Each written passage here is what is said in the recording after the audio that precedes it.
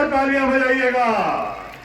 ये दिवाली उत्सव में आप सबके साथ मिलकर दिवाली मनाने के लिए धनतेरस के शानदार पावन और पुनीत पर्व में अपने आप को आप सबके साथ शामिल करने के लिए आप सबके चहेते, आप सबके प्यारे, जिनको आपने हमेशा सर आंखों में बिठाया है, माननीय मुख्यमंत्री महोदय श्री मनोहर लाल जी यहाँ पहुंचे हैं। एक बार जोरदार तालियां बजाकर आप उनका अभिवादन कीजिएगा। अभिनंदन। यहाँ के एक मेजबान भी है, कृपया सभी से आग्रह करें दीप प्रज्वलन के लिए हमें पावन और पुनीत अवसर प्रदान करें। ये दीप प्रज्वलन जो कि हम सब के लिए दीप का उत्सव है, दीप का माहौल है और दीप सबके घर में खुशियों के साथ प्रज्वलित होता रहे, इसी मनोकामना के साथ हर रहे क्षमा चलाना है हमारा काम। तेवर क्या है हवा के हम देखते नहीं। इस दंगल के साथ ये दीप लेने के लिए हम अपना आशीर्वाद देने के लिए और इस पावन और पुनीत धनतेरस के पावन और पुनीत पर्व को हम सबके साथ मनाने के लिए यहाँ पधारे हैं। आपकी जोरदार तालियां बजती हैं और बजती रहेंगी। मंत्री जी सीएम साहब दूसरी बार जलाना पड़ेगा, प्लीज हाथ लगा दो।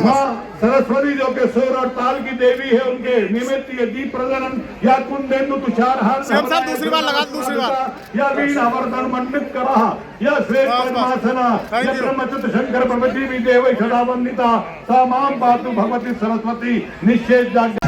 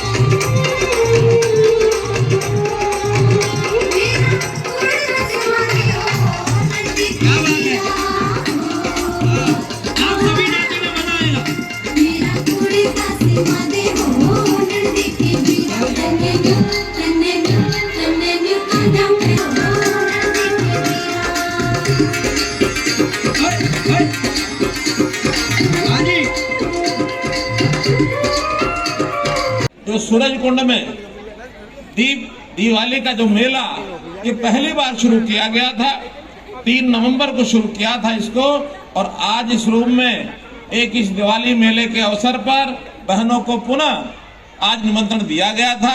इस अवसर पर तो मैं आपको इतना ही आभार प्रकट करता हूं कि आप इतनी बड़ी संख्या में वर्षा के समय यहाँ उपस्थित हुई।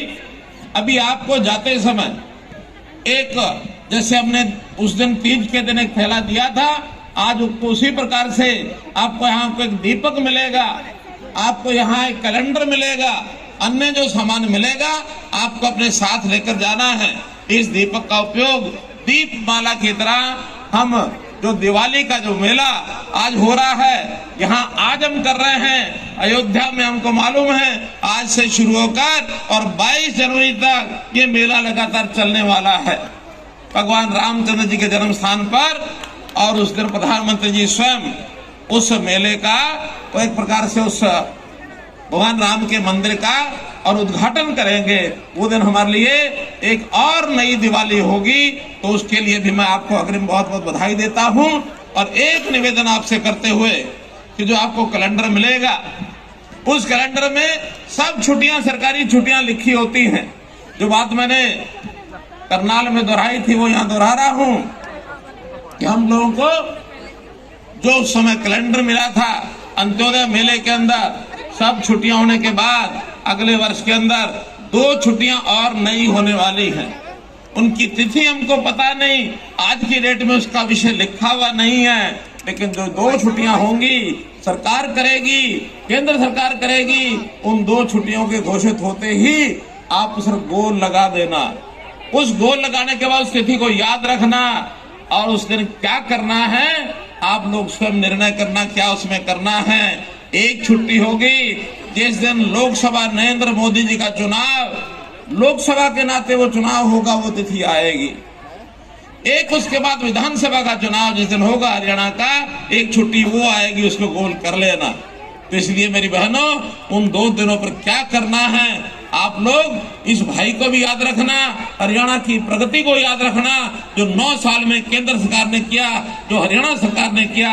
बहुत ऐसे काम महिलाओं के लिए हमने किए हैं, जो कि वर्षा आ रही है इसलिए सबके गिनाने की इस समय नहीं है।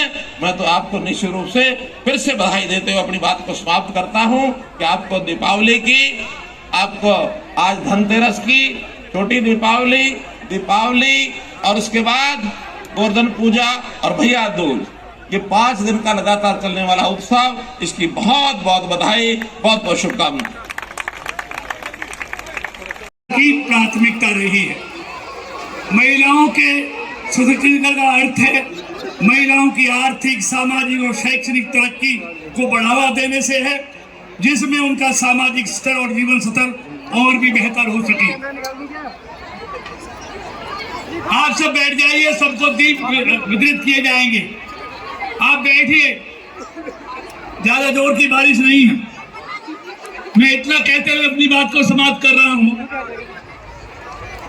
देखिए,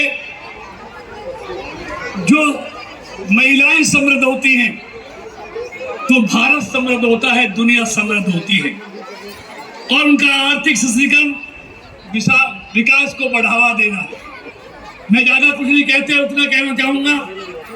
मैं अगर सारी बात पिछले 9 साल में केंद्र और प्रदेश की सरकार ने जो उस देश में महिलाओं का सशक्तिकरण किया है, जो उनको आर्थिक तौर पर मजबूत किया है, चाहे वो उनके लिए हर घर में बना शौचालय बनाने की बात हो, हर गरीब महिला को एलपीजी कनेक्शन देने की बात हो, हर महिला को प्रधानमंत्री आवास से घर देने की बात हो, उनको मुद्रा लोन देने की बात हो, जिनमें महिलाओं का प्रतिशत ज्यादा है, क्या जनधन खाता खोलने की बात हो जिसमें 70% महिलाओं के खाते खोले गए हैं, क्या स्टैंड अप इंडिया हो जिसमें 80% ऋण अपना काम करने के लिए महिलाओं को दिया गया है।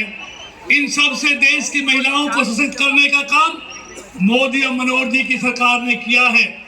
इसलिए मैं अंत में इतना कहते हुए कि जैसे मैंने पहले कहा, ये मोदी और मनोहर जी की सरकार का एक संकल्प है। हमने अपने प्रदेश को विकसित प्रदेश बनाना है, हमने अपने देश को विकसित देश बनाना है, तो उसके लिए हमको महिलाओं को समृद्ध करना होगा, सशक्त करना होगा। आज सेना में हो, चाहे वो अंतरिक्ष में हो, आज महिलाएं बहुत अच्छा काम कर रही हैं।